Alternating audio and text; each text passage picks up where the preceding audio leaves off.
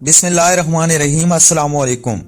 महरोज राय जो आजकल अमेरिका की किसी निजी फ्लाइंग कंपनी में बतौर एयर होस्ट काम कर रही हैं, वो बताती हैं कि मैंने अपना मुलाजमत का सफर पाकिस्तान की private flying company Shaheen air से शुरू किया था। इसके बाद मैं चंद और कंपनियों में भी गई।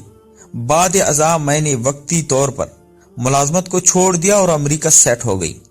अमेरिका में मुझे एक प्राइवेट कंपनी की तरफ से बेहतर ऑफर हुई तो मैंने कबूल कर ली और इसके बाद हमेशा के लिए उसी कंपनी के साथ अटैच हो गई। मैं जादू से मुतालिक आपको एक वाक़या सुनाना चाहती हूँ जिसमें मैं थोड़ी बहुत मुलविस हूँ।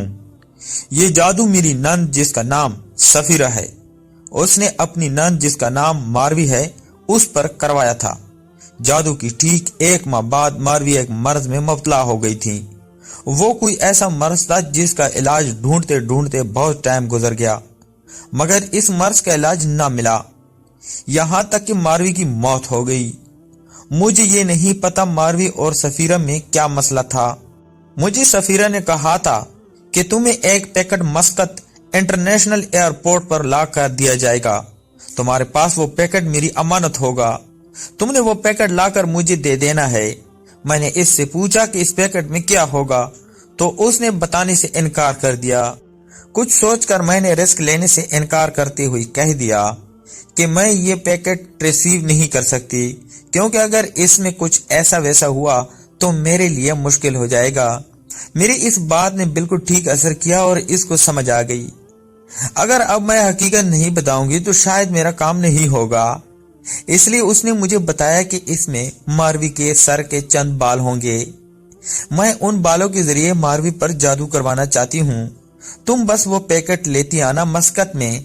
मुझे जिस शख्स से वो पैकेट लेना था वो सफीरा का सगा भाई यानी मेरा देवर था, जिसके लिए मारवी के बाल हासिल करना कोई खास मुश्किल नहीं था, क्योंकि वो मस्कत में इन्हीं के घर में रह रहा था और किसी टेलीकॉम कंपनी में मुलाजमत कर रहा था। मस्कत एयरपोर्ट पर उतरते ही मैंने अमले को आगाह किया कि मेरा एक मेहमान मुझसे मिलने आना चाहता है, उसको मिलने दिया जाए। मुझे मेहमान से मिलने की इजाजत मिल गई और यूं मेरा देवर मारवी के बाल लेकर मेरे पास पहुंच गया और उसने वो पैकेट मुझे पकड़ा दिया। मैं तस्लीम करती हूं कि वो पैकेट लेना और लाकर सफीरा को देना मेरी गलती है, लेकिन इस वक्त मुझे इस गलती का एहसास नहीं था। ना मुझे पता था कि ये इतना बड़ा काम हो जाएगा और मैं खुद गर्ज इंसान थी, मुझे किसी से कोई फर्क भी नहीं पड़ता था। इसलिए मैंने वो पैकेट लाकर सफीरा को दे दिया। सफीरा ने इस पैकेट से बाल निकाले और किसी आमिल के पास ले गई। बकौल सफीरा के इन बालों पर आमिल ने 40 रोज तक अमल करना था। उन बालों को खंजीर के खून में भगोकर 40 दिन तक रखना था और इन पर कुछ अमल पड़ना था। ठीक 41वें दिन अमल पूरा हो जाना था और बकौल सफीरा के आमिल का वादा था कि 1 महीने के अंदर अंदर आपको नताइज नजर आना शुरू हो जाने थे। मैं भी थोड़ी मुतजस्सिस थी, मैं भी देखना चाहती थी कि कैसे इतनी जल्दी सब कुछ मिलिया मेट हो सकता है, और फिर मैंने ये सब कुछ अपनी आंखों से होते देखा।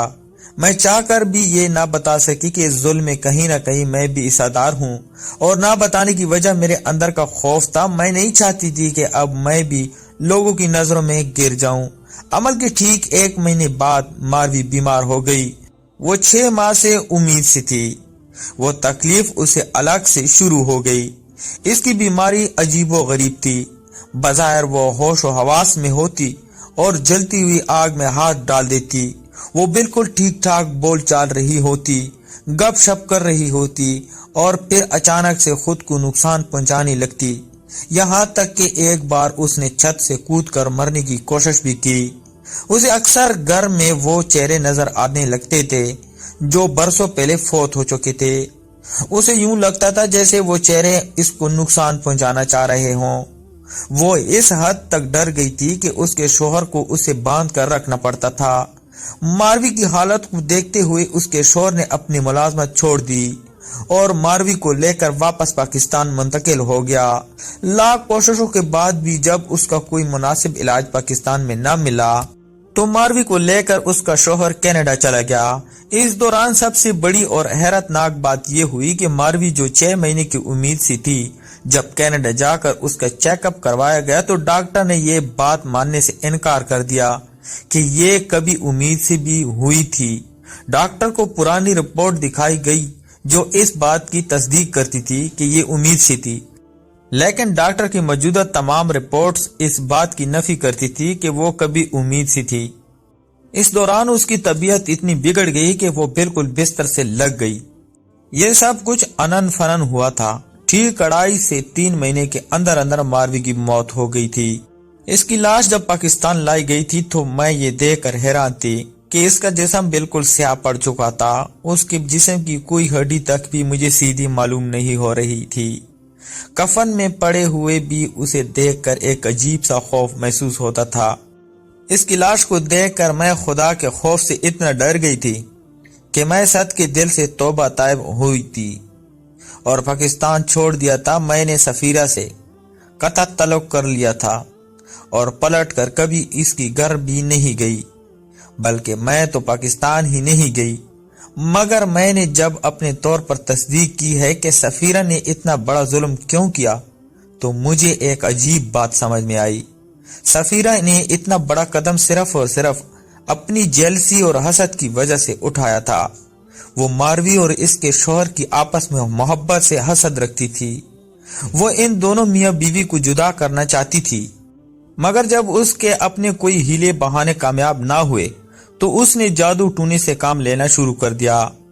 यहाँ तक कि वो आमिल को मिलती मिलाती है कैसे आमिल के पास पहुंच गई, जिसने पैसों की ओज गारंटी से उसका काम करने का जिम्मा ले लिया। और फिर चंद पैसों की खातिर मेरी तरह वो आमिल भी एक बेगुनाह इंसान की मौत का सबब बन गया। मैंने एक आलमा से पूछा कि ऐसा कैसे मुमकिन है कि एक खातून मस्कत में बेटी हो और पाकिस्तान में आमिल जादू करे तो इस तक पहुंच जाए।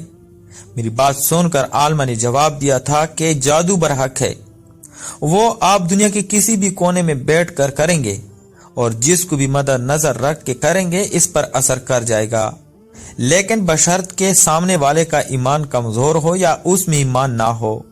अगर आप दीन इस्लाम के बताए हुए रहनुमा असूलों पर अमल दरामद कर रहे हों तो जादू आप पर कभी भी इतना ज्यादा असर नहीं करेगा।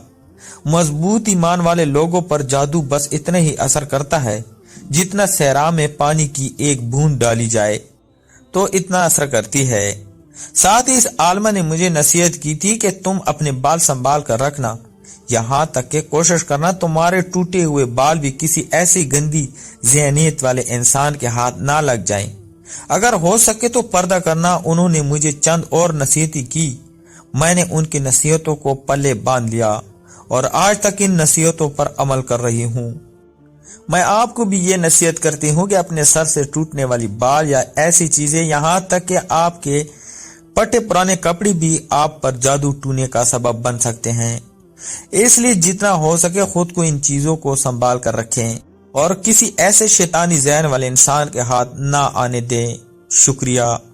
मैं उम्मीद करता हूँ आपको आज की वीडियो पसंद आई होगी। अगर वीडियो पसंद है तो चैनल को लाइक और सब्सक्राइब कर दें।